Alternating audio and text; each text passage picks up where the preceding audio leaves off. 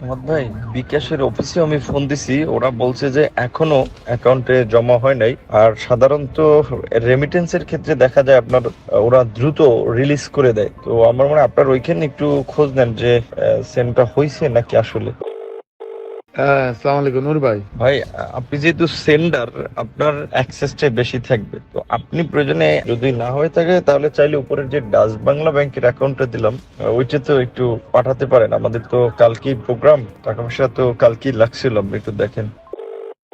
কালকের সমাবেশটা আমাদের ওইখানে একটু খরচ টরচ, এই জন্য টাকাটা একটু জরুরি প্রয়োজন। তো কিছু টাকা যদি সম্ভব হয় ডাচ বাংলা ওখানে দিয়ে দেন। আসসালামু আলাইকুম। কণ্ঠটা নিশ্চয়ই আপনাদের কাছে চেনা চেনা লাগে।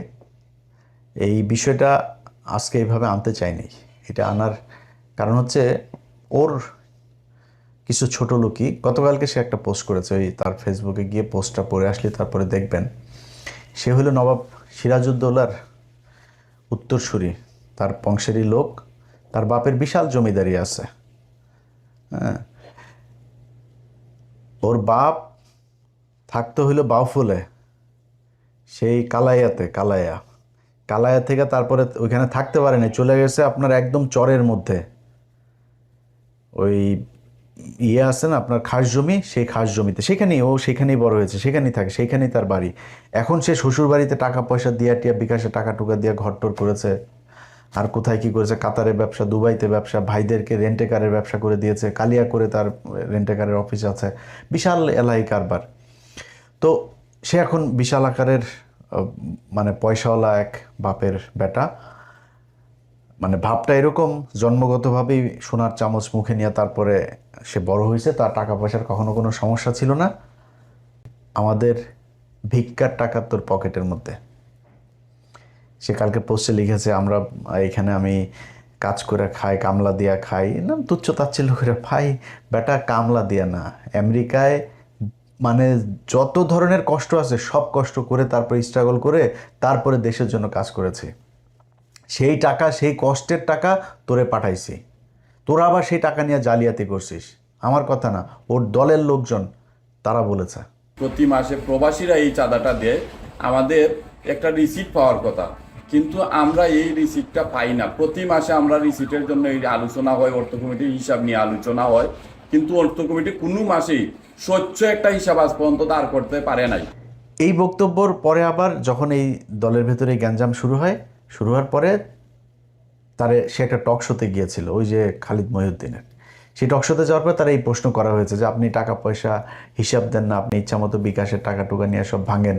তখন সে বলেছে কি যে আমি অর্থ কমিটি নাকি সব জানে, সে কিছু জানে না।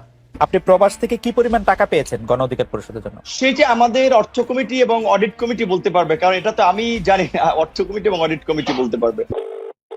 হ্যাঁ, আসসালামু আলাইকুম নূর ভাই। ভাই, আপনি যেহেতু সেন্ডার, আপনার অ্যাক্সেসটা বেশি থাকবে। তো আপনি প্রয়োজনে যদি না হয়ে থাকে তাহলে চাইলে উপরের যে ডাচ বাংলা ব্যাংকের অ্যাকাউন্টটা দিলাম ওইটাতেও একটু পাঠাতে পারেন। আমাদের তো কালকেই প্রোগ্রাম, টাকা পয়সা তো কালকেই লাগছিল, আপনি একটু দেখেন। যখন এটা নিয়ে একটু আলোচনা শুরু হয় তখন নূর ভাই বলে, এই সামনের মাসে তোমরা সঠিক হিসাবটা নিয়ে আসবে।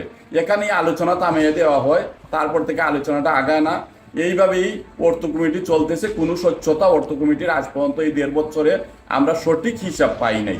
ও চুরি করতো, এটা ওর দলের মানুষ। ও এই যেটা ছাত্র অধিকার পরিষদ বলেন, ওই যে কোটা আন্দোলন বলেন, এই কোটা আন্দোলন দিয়েই তো সবার উত্থান।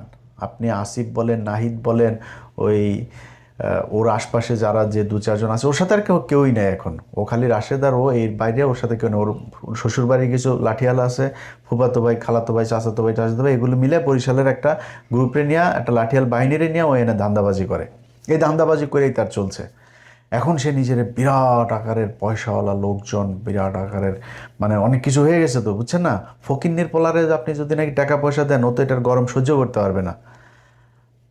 এখন যখন কিনা ওর এই টাকা পয়সাগুলো আমরা 2000 কত সাল, এটা 19 সাল, 19 তারপরে 20, ওই সময়টাতে সবচাইতে বেশি টাকা টাকা তাকে দেওয়া হইতো। একবার তার প্রতি মাসে আমরা একবার দুইবার এরকম প্রতি মাসে দিতাম বিভিন্ন জনের কাছ থেকে তুলে। তো তাদের ভেতরে একজনের কাছে $2,500 পাঠানো হয়েছিল একবার, আমার মনে আছে। এই টাকা এরকম অনেকে পাঠিয়েছে এখানে, মানে আমেরিকায় যারা আছে আপনি খোঁজ নেবেন, ওই নায়েব আলী, ওই যে মাসুম, এরকম যারা যারা আছে পরিচিত লোকজন যারা আছে, আপনারা তাদের কাছে জিজ্ঞেস করেন, সবাই টাকা দিয়েছে এবং মানুষের কাছ থেকে নিয়ে তারপরে টাকা দেওয়া হয়েছে। আমি যদি দিয়েছি $500, আরেকজনের কাছ থেকে নিয়েছি $500, আর যদি কোনো সময় দেখা গেলো $100 আছে, ওকে $100 কত ভাই, 1000 হয়েছে, দান পাঠান, এভাবে টাকা পাঠানো হইতো। সেই টাকা $2,000 তাকে পাঠানো হতো, তখন $85, $84, $86 এরকম $1 রেট পাঠানো হইলো। সম্ভবত মনে হয় বাংলাদেশি টাকায়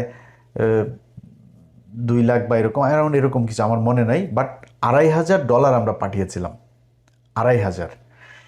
এই টাকা পাঠানোর পরে এখন হঠাৎ করে এই নুরু ফোন দিছে যে ভাই টাকা তো আসেনি। টাকা আসেনি মানে টাকা তো পাঠানো হয়েছে, ওর সাথে নামটা আর বললাম না ওইটা। এরপরে সে ধরা খাওয়ার পরে বলতেছে ভাই আমার বাচ্চা হয়েছে, ওয়াইফের ডেলিভারি, হসপিটালের বিলে টাকাটা খরচ হয়ে গেছে, আমি এটা খরচ করে ফেলছি। পরে আবার পাঠাইছি আমরা, এরপরে আবার ফের এই তুলে তারপরে তাদেরকে টাকা পাঠানো হয়েছে। নুরু এত সহজ না, আমেরিকার জীবন, আমেরিকায় আসে আর টাকা গাছ থেকে পড়ে যায় এরকম না। এখানে যারা স্যুট টুট পরেও বাংলাদেশে যায় না, এরা এখানে কে কী করে, তোর তো 14 গোষ্ঠীর মধ্যে মনে হয় আমেরিকা কেউ থাকে না, থাকলে জিজ্ঞেস করিস। ফকিন্নির বাচ্চা, তুই যে ভাব মারিস এখন, তোর যদি টাকা পয়সা সারা জীবনে যদি তুই বাংলাদেশের সালমান এফ রহমানও হইস, তাও আমরা বুঝবো তুই যে ফকিন্নির পোলা, তোর বাপ চরে থাকতো, তোরা এই কালায়া থেকে যায়, তারপরে তোর থাকার ঘর ছিল না, সেখানে কালায়াতে গিয়ে থাকতে, এটা আমরা জানি। এটা তুই কি ঠিক করতে পারবি? এই কথাগুলো আজকে আনতে চাই নেই। ওর ইদানিং দেখবেন চলাফেরা, ওর পাঞ্জাবি, মানে নতুন নতুন পাঞ্জাবি, তারপরে হাঁটার যে ধরন, হাঁটার ভাবটা দেখলে আপনি বুঝবেন যে ফকিন্নির পোলাদের টাকা পয়সা হইলে কি হয়, এটা এরে দেখে ভালো করে বুঝবেন।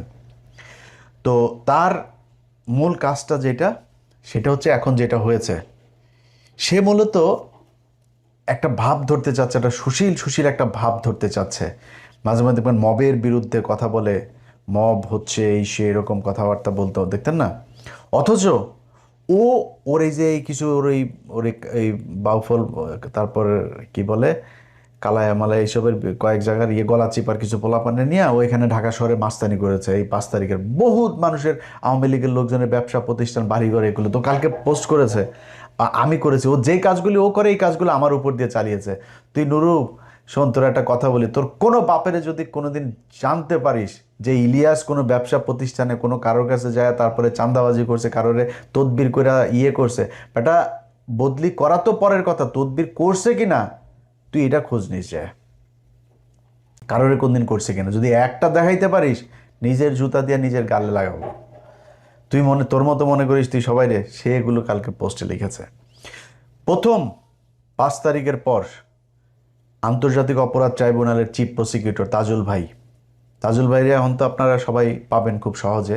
তাজুল ভাইরে জিজ্ঞেস করেন, তাজুল ভাই ফোন করলো, ইলিয়াস এই বেয়াদব কয়েকটা উচ্ছৃঙ্খল পোলাপান নিয়ে এসে তারপরে এরকম বলতে, সে আমারে বলতেছে 1 মিনিটও চেয়ারে বসতে দিবে না, কারণ কি তার লোক ওইখানে নিয়োগ দিতে হবে প্রসিকিউটর হিসাবে তাজুল ভাইয়ের অফিসে। তাজুল বলছে না, এটা তো আপনার কথা মতো হবে না, সরকারের এটা নেবে, পদক্ষেপ নেবে, সেটা সরকারের ব্যাপার, এটা আপনার ব্যাপার না। তাজুল ভাই স্টেট কার্ড কথা বলে আইছে। তো তাজুল ভাই এই অপমান সহ্য না, আমার ফোন দিয়েছে তাজুল ভাই, বলছে ইলিয়াস এই ব্যাপার কী। তা আমি জাস্ট খালি পোস্ট দিলাম, বলছি নুরু তোরে 2 মিনিট সময় দিলাম, 2 মিনিটের মধ্যে ওইখান থেকে বের হয়ে আসবে, মাস্তানি সব জায়গায় করবি না। আচ্ছা তাজুল ভাইরে আমি ভীষণ পছন্দ করি। সাথে সাথে রাশেদ ফোন দিছে, ভাই আপনি এই পোস্টটা ভাই ডিলিট করেন, আমরা ভাই এখান থেকে চলে যাচ্ছি। সরে আসছে। আচ্ছা, স্বাস্থ্য মন্ত্রণালয়ের একজন স্বাস্থ্যমন্ত্রী একজন ব্যক্তিগত সহকারী ছিল। সেই ছেলেটা একজন জুলাই যোদ্ধা, তার হাত দিয়ে বহু জুলাই এই যুদ্ধে আহত বহু মানুষকে সে এই সুস্থ করেছে। এইটার কারণেই তাকে এই মন্ত্রীর পিএস বানানো হয়েছিল। সে বহু পোলাপানকে, সে রাশিয়া থেকে আপনার এমবিবিএস করেছে, যে কারণে রাশিয়ায় তার অনেক এই মেডিকেলে আপনার অনেক প্রফেসর এরা ছিল, ভালো ভালো হসপিটাল ছিল, সেগুলি সে চিনত। সে বিভিন্ন রোগীকে নিয়ে গিয়েছে। এমন একজন মানুষকে সে তার একটা তদবির করেছে, তাদের কাছ থেকে আপনার কিছু জিনিস কিনতে হবে, এটা নুরু দিবে, সাপ্লাই দিবে। সে বলছে না ভাই আমি এটা পারবো না। কেন পারবে না? তার বিরুদ্ধে যায় আপনার দুদকের সামনে যায় তারা তার পোলাপান কয়টা আছে, 50-60 জন কি পোলাপান আছে, এগুলো টাকা পয়সা দিয়ে পালে আগে বিকাশে টাকা খাইতো, এখন ধান্দাবাজি টাকায় খায়। তো এখন হয়তো সংখ্যা আরও বাড়বে। দুদকের সামনে যায় এক দফা এক দাবি নিয়ে বসছে, ওই ওনারে পিএসসি করতে হবে। দুদকের যায় সেখানে ফাইল করছে, সেখানে মব সৃষ্টি করে সেই ছেলের বিরুদ্ধে তারপরে করা হয়েছে। সেই পিএস আমার ফোন দিল, ভাই এই ব্যাপার। আমি সাথে সাথে এটা খোঁজ নিলাম, নিয়ে দেখলাম যে ছেলে খুব ভালো। সে বাইরে তখন দুদকে সে যখন করেছে, আপনার কমপ্লেন করেছে, সে তখন রাশিয়াতে। এই নুরু বলেছে দুদককে যে সে রাশিয়া পালিয়ে চলে গিয়েছে, অথচ নুরু তখন একজন রোগী, খুব সিরিয়াস একজন রোগী। আপনাদের মনে আছে যে যার ওই যে মুখ দিয়ে আপনার এই নাকটাক এগুলো সব যে একদম হয়ে গিয়েছিল আর কি, বিকৃত হয়ে গিয়েছিল। সেই ছেলেকে সে ওইখানে ট্রিটমেন্ট নিয়ে দিতে গিয়েছে। সেই ছেলেরও বক্তব্য আমাকে পাঠিয়েছে, শোনেন আপনারা। আমি সেগুনচন্দ্র ভগবান এমনিতে সবাইকে দাদা নমস্কার ও রচি ভাগ্যদের আসসালামু আলাইকুম। এই জুলাই আন্দোলনে শুরু হওয়া 5 আগস্টে সফল আহতদের নিয়ে যে গাছপার কাজ করেছেন, এই গাছপার হচ্ছেন পশুদের স্বাস্থ্য সুরক্ষার নির্ধারণ ধরনের ব্যক্তিগত কর্মকর্তা ডাক্তার মাহমুদুল হাসান। ইন্দিরাও তিনি এপিসেশন দায়িত্বে রাশিয়া আমার ছাত্র গিয়েছিলেন উন্নত চিকিৎসার জন্য। তো আমি এখন শুনতে চাচ্ছি ওনার নামে অনেক মিথ্যা গুজব ছড়াচ্ছেন, উনি নাকি কোটি কোটি টাকা রাশিয়া সাক্ষাৎ করেছেন। আরও শুনতে চেয়েছি উনি নাকি বাংলাদেশে আসবেন না। তো আমি তো দেখছি এখন উনি বাংলাদেশে আছেন। কিছু কিছু শুদ্ধভাবে লোক আছেন যারা মিথ্যা অপবাদ ছড়াচ্ছেন। আমি তাই এসবের সংগ্রাম দেখতে বলতে চাই যে তারা যেন একজন মানুষকে কাটতি থেকে বরখাস্ত করা দেয়, যেন থেকে শিক্ষক কিছু নিয়ে খাটতে, কারণ এই যদি কিছু করলামেন তাহলে এটা আমাদের দেশের জন্য খুবই দুঃখজনক। এমনকি আসাম নামের ভাই অনেক ভালো মানুষ, তিনি আমার সাথে ছিলেন প্রায় 1.5 মাসের মতো সেখানে। আমি দেখেছি উনি অনেক ভালো মানুষ। আচ্ছা, এরপরে হইলো তার এলাকার আপনার কালাইয়া, সেখানে আপনার গলাচিপায়, সেখানে আপনার করছে গলাচিপাতে ওইখানকার ইউএনও ছিল। সেই ইউএনওর কাছ থেকে 72 লক্ষ টাকা একদম 5 তারিখের পরপরই 72 লাখ টাকা খেয়ে দিছে। সেই খাওয়ার আবার একটা কঠিন কৌশল করে তারপরে সে খাইছে। ওই লোক আওয়ামী লীগের লোক, তারা বলছে আপনারা আমি রাখবো, আমি কি পাবো। তখন সে একটা সিস্টেম করছে যে নুরুকে সংবর্ধনা দিবে। এই সংবর্ধনার কথা বলে 72 লাখ টাকা খরচ করছে একটা সংবর্ধনার পিছনে। এটা সেই ইউএনওর সেই মধ্যে এখনো পর্যন্ত আছে। অতএব সেইখানে যখন 72 টাকা খরচ করতে হলে তো একটা হিসাব খরচটাও দেখাইতে হবে। প্যান্ডেল করছে, বিশাল এক প্যান্ডেল। এই যে প্যান্ডেল আপনারা দেখতেছেন, এইটা লোকজন নাই, খালি জায়গা। নুরু যায় থাকবে, 1 রাত থাকবে। 1 রাতের জন্য একটা এসি কেনা হয়েছে। সেই এসি রুমের মধ্যে নুরু থাকতে হবে। নুরুর বাপ তো হইল গিয়া জমিদার, নুরু জীবনে তো এসি ছাড়া ঘুমায় নেই। নুরুর জন্য এসি কিনতে হয়েছে 1 রাতের জন্য। এই এসি মিসি কিনা আমার কাছে ওই পুরা এই কাগজ আছে, এই যে তালিকা দেখছেন, এই বিভিন্ন নামে দেখায় টোটাল প্রায় 73 লাখ টাকা সে ওখান থেকে উঠাইছে। এই টাকাটা পুরা নুরু মেরে দিছে। এইভাবে সে এই 5 তারিখের পর থেকে পুরা সময়টাতে সে আপনার নানান ধরনের টাকা লুটপাট করছে। তো এই ফকিন্নির পোলার আপনার পা থেকে মাথা পর্যন্ত পুরাটাই দুর্নীতি, অনিয়ম, মানুষের টাকা আত্মসাৎ, এটাতে ভরা। সে জীবনে কোনো দিন আওয়ামী বিদ্বেষী ছিল না, সে আওয়ামী বিরোধী জীবনও কখনো ছিল না। তার রক্তের মধ্যে আওয়ামী লীগ। তার বাবার একটা বক্তব্য আপনারা শোনেন, তার বাপ তারে নিয়ে কি বলে। রাজনৈতিক ছিল বঙ্গবন্ধু শেখ মুজিবুর রহমান। এটা যদি আমি বলি যে সে ছিল না, তাহলে আমি ভুলের রাজ্যে বসবাস করি। আজ এখন বাংলাদেশে বঙ্গবন্ধুর পর দ্বিতীয় নেতা ভিপি নুর। আমি আপনাদের কাছে আর একটা কথা বলি, আমি এখান থেকে বিদায় নেব। বিএনপি কিন্তু রাজনীতি করিয়া এই দেশ, তারপরে জাতীয় পার্টি কি রাজনীতি করিয়া ক্ষমতায় আসছে? কি বলেন? জাতীয় পার্টিও রাজনীতি করে আসে নাই, বিএনপিও রাজনীতি করে আসে নাই, বঙ্গবন্ধু রাজনীতি করে আসে। খবর পড়তে গিয়ে তোমার সে এখন জাতীয় নেতা। তার সামনে বাংলাদেশে এখন জাতীয় নেতা আর নাই। মনে মনে কলা খায় অনাগর নেতায়, তার সাথে দয়ালু যোগাযোগ করে তারেক রহমান। তোমরা এখানে বইয়া ছোলা কলা খায়। তার এলাকার আরেকজন আছে, সেও তার আত্মীয়, সেও ওইখানকার আওয়ামী লীগের পদে ছিল। সেই লোক তাকে হইল গিয়া এই গলাচিপার আপনার বানাইছে, বাউফলের আপনার শেখ মুজিব বানাইছে। শুনেন তার বক্তব্য। যিনি এই সারা বিশ্বে যাকে চেনে তিনি হলো নূর ভাই। আমি সর্ববিশ্বাস ইউনিয়নের 1 নং ওয়ার্ডবাসীকে বলতে চাই, ধর্মাত নির্বিশেষে গোপালগঞ্জ আমাদের শেখ হাসিনার বাড়ি, সেখানে অন্য কোনো গান নাই, শুধু গান হলো একটা নৌকা। আমাদের এই 10 মিলে গলা চিবা, আমরা তরে ভোট দেবো না, আমরা ভোট দেবো চরে। আমাদের গান হলো একটা, সেটা হলো সর্ববিশ্বাস ইউনিয়ন তৃতীয় গোপালগঞ্জ নামে পরিষ্কার। আপনারা তার শেখ হাসিনার সাথে যেদিন সে কিনা ওই যে ভিপি নির্বাচিত হয়, ভিপি নির্বাচিত হওয়ার পরে শেখ হাসিনার সাথে তো নিশ্চয়ই আপনারা তার বক্তব্যগুলো শুনছেন। আমি আজকে আবারও আপনাদেরকে শোনাই, এটা হয়তো অনেকেই মিস করে গেছেন। সেখানে বক্তব্যটা আগে আমরা শুনে আসি। আমিও যেটা বলেছি যে আমি ছাত্রলীগের কর্মী ছিলাম না, শুধু ছোটোখাটো একটা নেতাও ছিলাম, হলের পোস্টেড ছিলাম। আর আমি বিভিন্ন প্রোগ্রামে গিয়েছি, আমি দেখেছি নেত্রীকে ঢাকা মেডিকেল যখন বার্ন ইউনিটে বিএনপির আন্দোলনের সময় যখন আছে বিভিন্ন অকারেন্সগুলো ওঠে, তখন তিনি গিয়েছেন। আমরা রাস্তার পাশে দাঁড়িয়েছি, তাকে দেখেছি গাড়ির কালো গ্লাস থেকে, স্পষ্ট দেখতে পারিনি, টিভিতে দেখেছি। আর আজকে দেখার পর আমি অনেকক্ষণ চেয়ে রয়েছি। আমি 2.5 বছর বয়সে আমার মা মারা যায়, আর আমার ছোটো ব্যাচকে এখানে এসেছে, ওর বয়স ছিল তখন 1 বছর।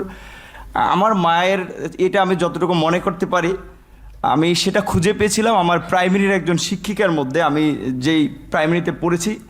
আর আজকে আমি মাননীয় প্রধানমন্ত্রী এতদিন টিভিতে আমি ওভাবে দেখতে পারিনি, কিন্তু আজকে দেখে আসলে আমার মনে হয়েছে যে তার মধ্যে আমার মায়ের চেহারাটা আমি কিছুটা দেখতে পেয়েছি। এরকম একটা জিনিস হচ্ছে, সেজন্য অনেকে আসলে বিভিন্ন উপাধিতে বলে থাকেন। আর আমরা একটা জিনিস দেখেছি যে আসলে তিনি প্রধানমন্ত্রী হিসেবেও, আমি বলবো না তিনি প্রধানমন্ত্রী, তিনি সবার প্রধানমন্ত্রী, তারপরেও তার কিছু স্পেশাল আসলে ক্যারেক্টার যেটা আমরা দেখেছি, যে কখনো ছোট শিশুকে কোলে নিয়ে মানে একদম সিম্পল একজন যে নারীর যে ভূমিকা, সেই ভূমিকা অবতীর্ণ।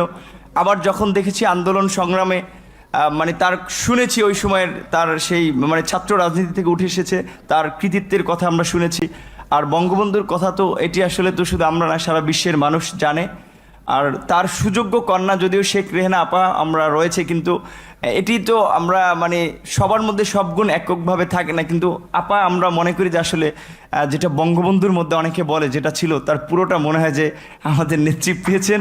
আমার আপার প্রতি অনুরোধ থাকবে যে আসলে অনেকে যেটা আমি আপা বলতে চাইনি, কারণ আমি আসলে মানে মায়ের ওই জায়গাটাকে তাকে দেখতে চেয়েছিলাম, কিন্তু সবাই ছাত্রলীগ আমিও যেহেতু করেছি সবাই আপা আপা বলে, এই জন্য আমার মুখ থেকে ঘটনাটা বের হয়েছে যে আমার ছাত্রলীগের ভাই বন্ধুরাও কেন যেন আমাকে আসলে জামাত শিবির বানানোর জন্য তারা খুব একটি অপপ্রচার করেছিল। তাদের ছাত্রলীগের এতগুলো এরকম একটা পোস্টে থাকা অবস্থায়, আর আপনারা দেখেছেন যে আমার পরিবারের, আমি আশা করি যে মাননীয় প্রধানমন্ত্রীর কাছে আমার পরিবারের সকলের মোটামুটি একটা তথ্য আছে, সেখানে দেখেছেন যে আমার পরিবার আসলে মানে পুরো পরিবারে ছিল আওয়ামী ব্যাকগ্রাউন্ডের। কিন্তু আসলে আমি অনেক কথাই বলতে চেয়েছিলাম, কিন্তু আবেগ ভালোবাসায় অনেক কিছুই ভুলে যাচ্ছি।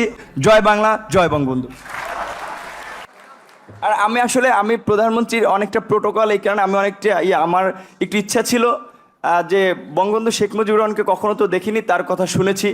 আর তার গান যেটি আমি ক্লাস 5-এ একটা গান খুব ভালো লেগেছিল, আমাদের স্কুলের মাঠে মুক্তিযোদ্ধা সংসদ সন্তান কমান্ডের আয়োজনে একটা প্রোগ্রাম ছিল, ওখানে এরকম একটা গান ছিল, যদি রাত পোহালে শোনা যেত বঙ্গবন্ধু মরেনি, তাহলে আমরা পেতাম জাতির পিতা বিশ্ব পেত মহান নেতা, এরকম একটি গান। আর বঙ্গবন্ধুর প্রেমে তো সবাই পড়েছে। আর আমার যেহেতু আমি বলেছি আমার মাকে আমি সেই 2.5 বছর বয়সে হারিয়েছি, আমাদের প্রথমে আমার ইচ্ছা ছিল যে আমি মাননীয় প্রধানমন্ত্রীকে, যেমন ভারতের নরেন্দ্র মোদী আমরা দেখেছিলাম মাননীয় প্রধানমন্ত্রী যখন গিয়েছেন কোনো রকম প্রোটোকল ব্রেক করেই তিনি তাকে ওয়েলকাম জানিয়েছিল, আমার একটা ইচ্ছা ছিল তাকে মানে একদম ঝটিকার আগে তাকে সালাম করাটা, কিন্তু আমি ভাবছি তার পিছনে যেহেতু তার নিরাপত্তা রক্ষীরা রয়েছে সেটা বিঘ্ন ঘটবে কিনা, এই জন্য আমি যাইনি। আমি একটু মাননীয় প্রধানমন্ত্রী আপনাকে একটু, যেহেতু আমার মা নাই, আমি বলেছি আমার সেই মাতৃত্বের ছায়াটা আমি দুজনের ব্যক্তির মধ্যে খুঁজে পেয়েছি, সেটা আমার শিক্ষিকা এবং হচ্ছে আপনি। আমি একটু আপনাকে সালাম করতে চাই।